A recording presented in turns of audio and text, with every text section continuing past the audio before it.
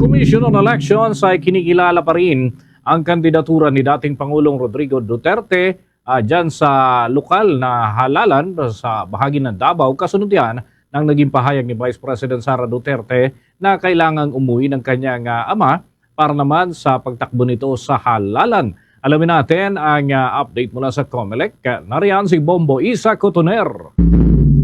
Sinabi ni Commission on Elections Chairman George Erwin Garcia na buo at kinikilala pa rin ng poll body ang kandidatura ng dating Pangulo Rodrigo Duterte. Ang pahayag na ito ay kasunod ng sinabi ni Vice President Sara Duterte sa kanyang press conference kahapon na kailangang umuwi ng dating Pangulo dahil sa kanyang pagtakbo ngayong halalan. Ayon kay Vice President Duterte, sinabi ng kanyang ama na kailangan itong umuwi sa Davao dahil magiging mayor pa siya at kailangan niya pang pagsilbihan ng mga tao sa Davao City. Para naman sa COMELEC, hanggat wala pang final judgment of conviction, malayang makakatakbo ang isang individual. Di ibig sabihin na may kaso ang isang kandidato, magiging balakid na ito sa kanyang pagtakbo sa eleksyon. Kaugnay nito, nilinaw niya naman na anumang mangyari na may kaugnayan sa dating Pangulo pagkatapos ng eleksyon ay hindi na ito hawak ng komisyon. Dito na papasok ang iba pang ahensya ng pamahalaan.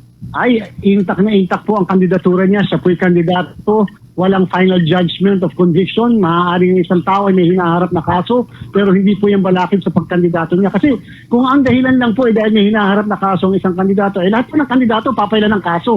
So hanggat wala po tayong final na desisyon ng conviction sa kahit na anong korte, mananatili ang pangalan ng isang tao sa balota, maiboboto kung wala mang development sa kaso at kung sakali man ay maipoproklama kung mananalo ang isang kandidato na yan. Kung ano man po ang mangyayari after the election, tapos na ang jurisdiction ng COMELEC at papasok ng jurisdiction ng ibang ahensya ng pamahalaan. Dagdag pa niya na kung sakali man na manalo bilang alkalde ng Davao City si former President Rodrigo Duterte at hindi siya makakauwi ng bansa, maaaring humalili sa kanya pansamantala ang nanalong vice-alkalde ng Davao. Ayon ito sa permanent at temporary vacancy ng Local Government Code. Samantala po kung sakasakali. At yan naman po ang dahilan kung bakit may provision tayo sa Local Government Code patungkol sa mga permanent vacancies at yung tinatawag na temporary vacancies. Matatandaan na isang anak ng dating Pangulo na si Sebastian Baste Duterte sa mga tumatakbo sa pagka-vice-alkalde ng Davao City. Mula sa COMELEC Office Intramuros, Manila, Bombo Isa Cotoner para sa The Vote 2025 coverage ng Bombo Radio Philippines. The number one and most trusted radio network in the country, Basta Radio,